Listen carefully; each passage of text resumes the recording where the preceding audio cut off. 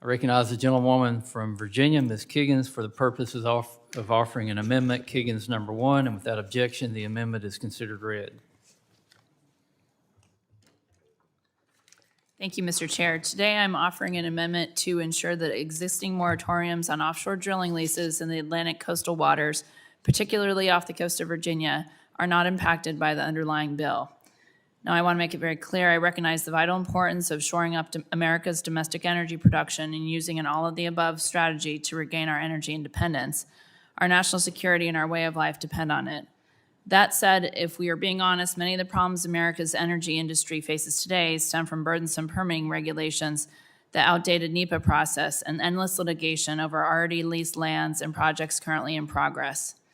These unnecessary hurdles not only increase energy prices for working families, they also shift energy production overseas to countries like China and Russia, which emboldens our adversaries and dramatically increases global emissions. We need to incentivize and encourage domestic energy production where America's resources are abundant, and that is not in the Mid-Atlantic planning area. The underseabed resources off the Atlantic coast are not believed to be substantial, estimated to only include 4% of all recoverable oil in federal waters. In fact, no offshore drilling has taken place in the region since the early 1980s, and no oil or gas has ever been extracted from the Atlantic coast. The lack of available oil, coupled with commercial and recreational fishing interests, the importance of national defense operations in the region, and billions of dollars in travel and tourism revenue make the Atlantic coast an unattractive place for drilling leases. So unattractive, in fact, that in 2020, President Trump withdrew the federal waters in the Mid-Atlantic planning area from leasing consideration, ensuring that no offshore drilling can take place until at least the year 2032. My amendment will simply ensure that existing leasing withdrawals are not incidentally caught up in these much-needed reforms. In conclusion, Mr. Chairman, I want to highlight how this bill does a fabulous job of moving the needle forward on permitting reform and bringing outdated laws up to speed with our current energy realities. Coastal Virginians know how to be good stewards of the environment without sacrificing jobs or hurting our economy, and I'm pleased that this bill does just that. I applaud you, the committee staff, and the staff of all my colleagues for their hard work, and I urge the adoption of the amendment, and I yield back. Gentlelady yields back. Is there further discussion on the amendment? I recognize myself to speak in support of the amendment. This amendment simply clarifies that nothing in this bill will impact existing moratoriums on energy development in certain areas.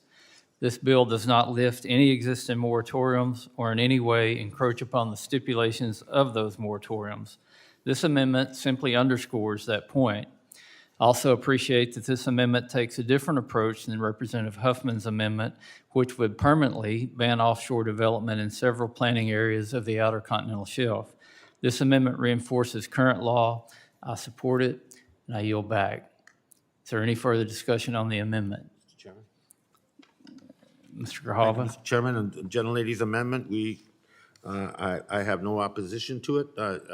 It's a step in terms of assuring those protections are there and that that public will that you represent is protected, and at the same time, we'll continue to push forward on the permanency of those protections in the future. But as an important interim step, we have no opposition.